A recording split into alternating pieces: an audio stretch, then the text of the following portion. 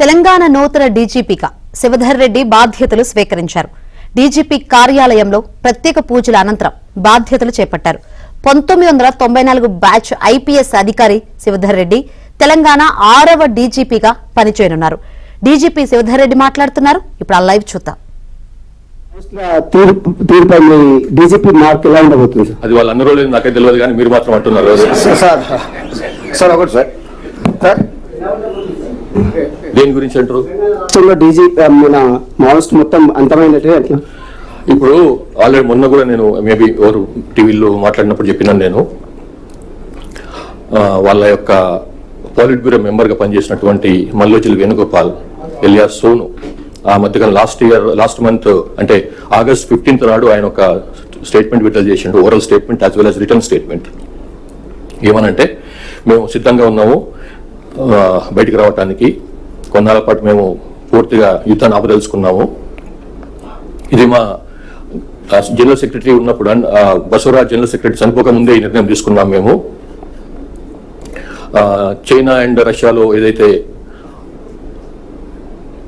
ప్రజా పోరాట పంథాను వాళ్ళు అవలంబించినరో అది ఇక్కడ సక్సెస్ కాలేదు.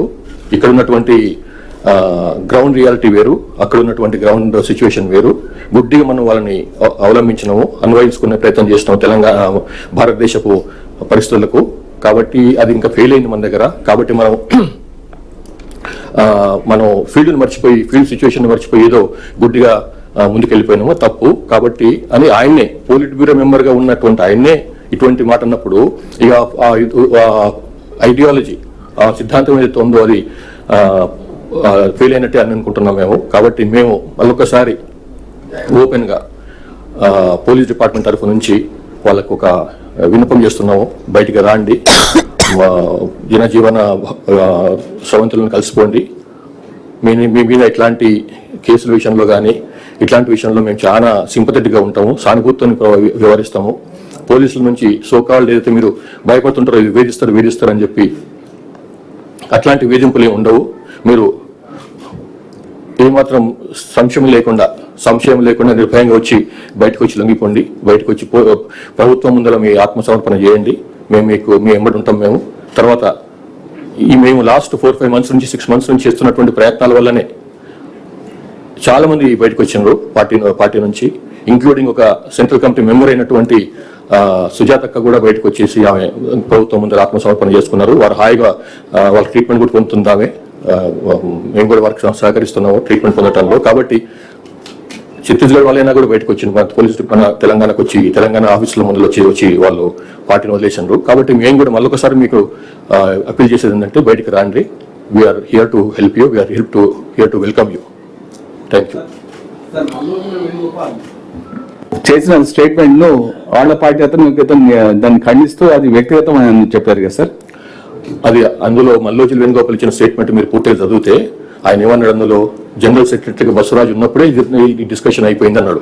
అంటే బసవరాజు ఉట్టిగా ఏదో డిస్కషన్ ఉట్టి చేయడు కదా ఆయన. వాళ్ళ సీసీలో సెంట్రల్ కమిటీలో డిస్కషన్ అయిన తర్వాతనే దానికి అనుగుణంగానే ఆయన స్టేట్మెంట్ ఇచ్చారని అనుకుంటున్నాం మేము. కానీ ఆ టైంలోనే జరిగినటువంటి ఎన్కౌంటర్లో ఆయన మరణించినాడు బసవరాజు. కానీ నిర్ణయం మాత్రం అది పొలిట్ బ్యూరో తీసుకున్న సీసీ తీసుకున్నటువంటి నిర్ణయం అని మేము భావిస్తున్నాము. కాబట్టి తర్వాత దానికి మళ్ళీ ఈయన ఎవరైతే జగన్ ఇచ్చినటువంటి స్టేట్మెంట్ వేణుగోపాల్ ఇచ్చిన స్టేట్మెంట్ ఖండిస్తూ జగన్ స్టేట్మెంట్ ఇచ్చిండో ఆ స్టేట్మెంట్ కూడా ఖండించుకుంటూ మళ్ళీ వేణుగోపాల్ కొత్త స్టేట్మెంట్ కూడా రిలీజ్ చేసిండు. మీరు చూసి ఉండాలి అది. కాబట్టి మేము మరోసారి వాళ్ళకి విన్నపం చేస్తున్నాం. మీరు ఈ రకంగా మీరు కలహించుకొని మీరు మీ మధ్యలో ఇట్లాంటి స్పర్ధలు ఉన్నప్పుడు లాభం లేదు. మీ ప్రభుత్వం స్టేట్ యొక్క రాజ్యం యొక్క శక్తి చాలా అపారమైంది. బయటకు రండి, దయచేసి అభివృద్ధిలో భాగం కండి. సార్, మావోయిస్టులతో చర్చలకు సంబంధించిన రకరకాల అభిప్రాయాలు వ్యక్తం అవుతుంది. దానిపైన మీ స్టాండ్ సార్. గతంలో మీరు ఇంటెలిజెన్స్ చీఫ్ ఉన్నప్పుడు డినై చేసినట్టున్నారు, ఇప్పుడు ఏమంటారు సార్? ఇప్పుడు మేము చర్చలు చేసిన లాభం లేదు. ఇది మన సమస్య కాదు. ఇది తెలంగాణలో అసలు సమస్య ఏం లేదు. ఓన్లీ కొంచెం బార్డర్ ఏరియాలో కొంచెం అప్పుడప్పుడు వచ్చిపోతున్నట్లు కాలు పెట్టి మన లోపలికి వెళ్ళిపోతున్నారు. కాబట్టి అది పెద్ద మన సమస్య కాదు. కాబట్టి సమస్య లేనప్పుడు మనం చర్చలు పెట్టి లాభం ఏంటిది? కాబట్టి సమస్యలు లేనప్పుడు వాళ్ళతో మాట్లాడాల్సింది కాలేజ్ బయటకు రమ్మని కదా కాలుస్తుంది. అది కూడా చర్చలు చేసి కదా వాళ్ళతో మాట్లాడే వాళ్ళకి సంబంధించినటువంటి వాళ్ళతో మాట్లాడే మిమ్మల్ని బయటకు రమ్మని చెప్పి పిలుస్తున్నాం మేము.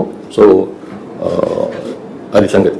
Sir Pramod Chaturvedi from ANI जी। आपको डीजीपी बनने पे बहुत सारी शुभकामनाएं। Thank you very much. हम ये जानना चाहेंगे कि क्या क्या चैलेंजेस होंगे, खास तौर से जब स्टेट लोकल बॉडी इलेक्शंस में जा रहा है, वैसे समय पे पॉलिटिकल एक्टिविटीज एजिटेशंस बहुत ज्यादा हो जाते हैं, तो उस पे आपकी ये चुनौती के साथ साथ और क्या क्या चुनौतियां होंगी? Thank you. ये चुनौती जो है इलेक्शंस के साथ साथ जो आप बता रहे हैं कि प्रोटेस्ट होंगे वगैरह, ये तो डेमोक्रेसी के अंदर जो है they are totally allowed to do any protest, there is no bar on that, absolutely no bar on that. So our request to this people only कि आप जो भी करना चाहते हैं एकदम डेमोक्रेटिक मीन्स पे करिए, कॉन्स्टिट्यूशनल मीन्स में करिए, don't go beyond that and we support you also. Sir మారుతున్న కాలానికి అనుగుణంగా సైబర్ క్రైమ్స్ కావచ్చు, ఎకనామిక్ అఫెన్స్ చాలా పెరుగుతుంది, దానికి సిబ్బంది కొరత చాలా ఉంది. మీరు దాన్ని చేయడానికి అంటే సిబ్బందిని పెంచడానికి ప్లాన్ చేస్తారా, కొత్త పోలీస్ స్టేషన్ ఏర్పాటు చేస్తారా, ఎట్లా ఉండబోతుంది? పోలీసులు కొత్తగా ఏర్పాటు చేయాల్సింది నేను అనుకున్న అన్ని, నాకు తెలిసినంత వరకు అయితే అన్ని మండలాల్లో ఉన్నాయి. ఏదో ఒకటి రెండు మండల్స్ తగ్గున్నాయంటే ఈ మధ్యనే మళ్ళీ కొత్త జీవోలు ఇచ్చి ఆ మండల్స్ లో కూడా కొత్త పోలీస్ స్టేషన్ ఏర్పాటు చేసినాము. కాబట్టి పోలీస్ స్టేషన్లను పెంచే కంటే కూడా వాళ్ళ యొక్క శక్తి సామర్థ్యాలు పెంచాలి, టాలెంట్ పెంచాలి, స్కిల్స్ పెంచి వాళ్ళని ఉపయోగించుకోవాలి. కాబట్టి ఓన్లీ జనాల్ని పెంచి ప్రజల జస్ట్ స్టాఫ్ ని పెంచితే లాభం లేదు అని నా పర్సనల్ అభిప్రాయం. బట్ ఎనీవే తప్పకుండా పెంచుతాము. అయితే ఒకటి ఏంటంటే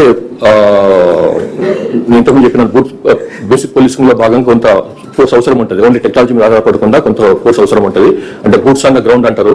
boots on the ground is very important. అంటే బేసిక్ పోలీసింగ్ లో ఇంపార్టెంట్ భాగం అది, ఇక్కడ విజిబుల్ పోలీసింగ్ లో భాగం అది బూట్స్ ఆన్ ద గ్రౌండ్ అనేది. దానికి మేము చాలా ప్రాముఖ్యం ఇస్తాము. మీరు అన్నట్టుగా డెఫినెట్లీ కొంత ఫోర్స్ పెంచి చేసేందుకని చెప్పి ప్రభుత్వానికి ఆల్రెడీ మేము ప్రపోజల్ పెట్టినాము. Most probably will get reports.